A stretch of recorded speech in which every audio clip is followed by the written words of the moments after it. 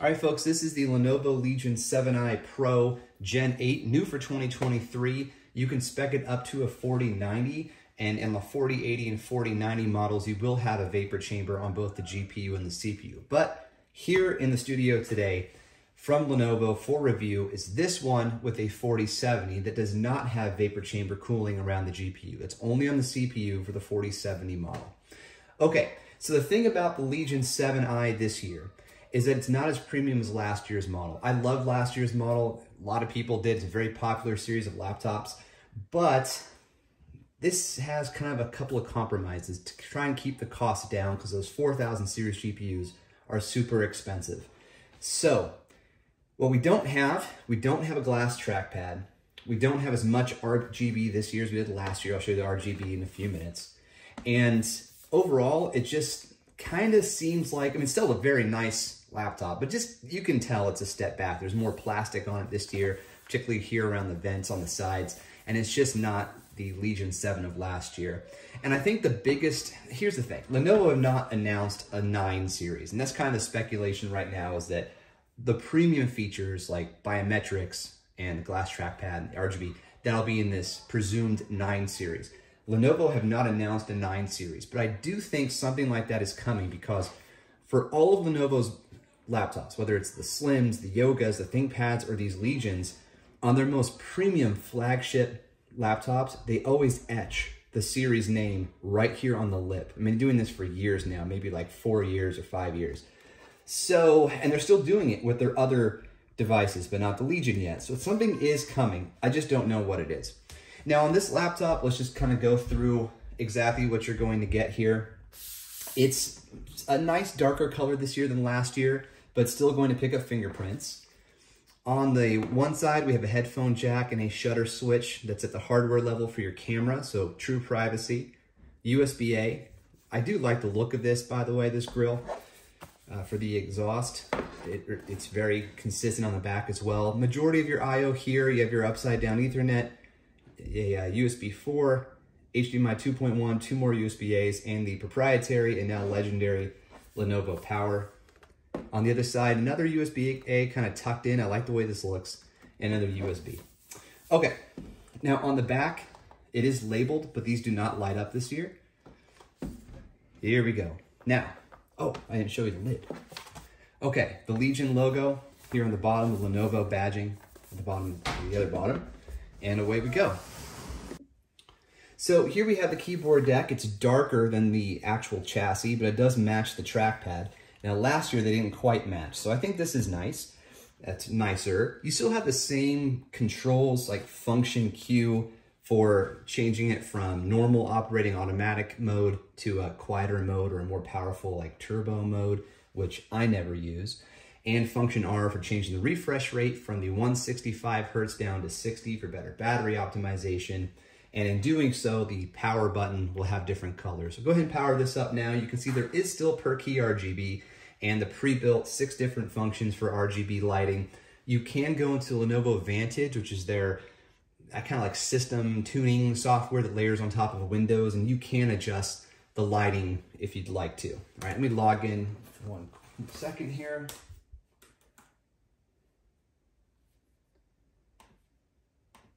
Okay.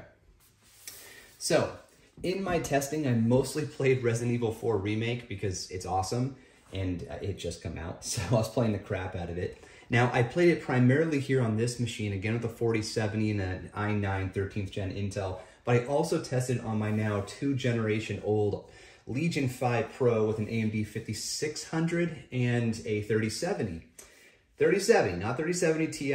Okay, so the 3070 compared to this 4070, quite a stark difference on Resident Evil 4, about 20 to 25 frames per second difference. Now the variability was about the same, so I had some spikes in the frame rate in both sections. I tested the same sections in both games, and I was definitely seeing the same kind of variety in terms of spikes. But the average, about 20 frame, 25 frame difference in favor, of course, of the 4070, which surprised me because prior to receiving this, I heard a lot of people complaining about how the 4070 is just a little bit faster than a 3070 Ti, and of course a 3070 Ti is just a little bit faster than a 3070.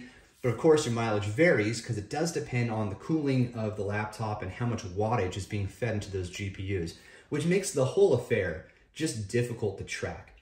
So as a Lenovo fan, I can tell you that if you have a 3070 Legion 5 or Legion 7, you're thinking about upgrading, so you want to get a few more frames, you're going to pay a lot because these laptops are expensive this year, but you will get a pretty big bump.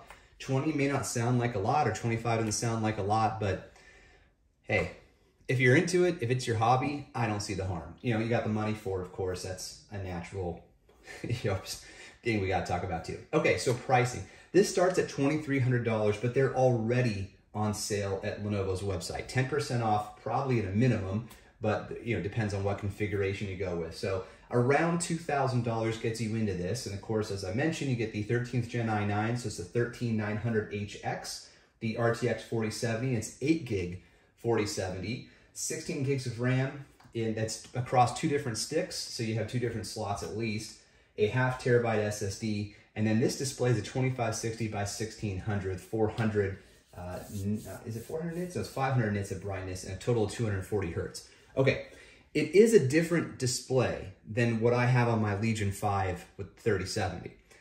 It's rated brighter, but it seemed about as bright to me. But that Legion 5 and the Legion 7 from that year are they're great laptops, like really punched above their weight, especially from a pricing perspective back then.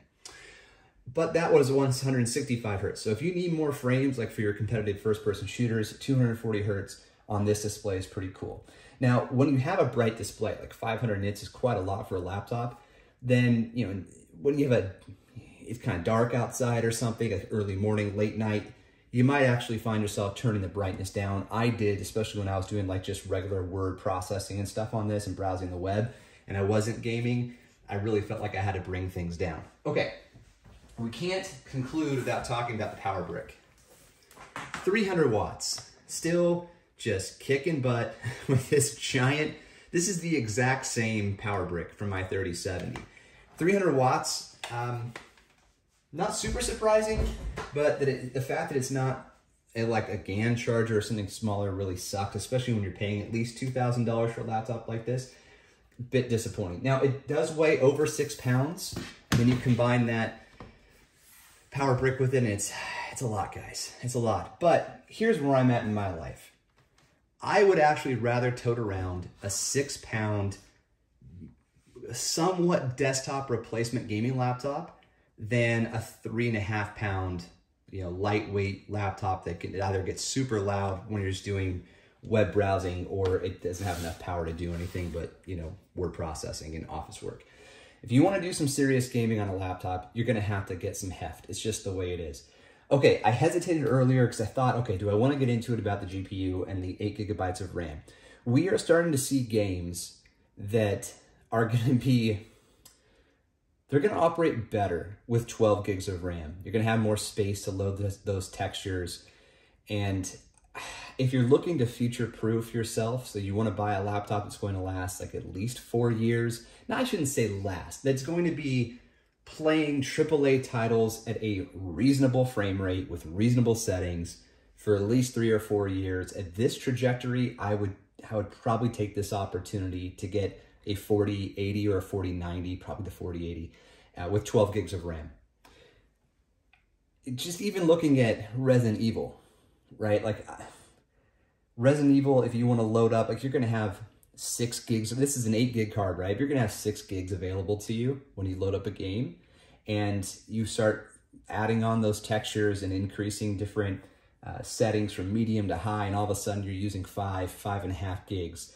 And if it goes over, it's just not going to run, right? So you're going to want probably at least a 12 gig. Now, I'm not saying don't buy this laptop. I'm definitely not saying that. There is an audience for this particular laptop.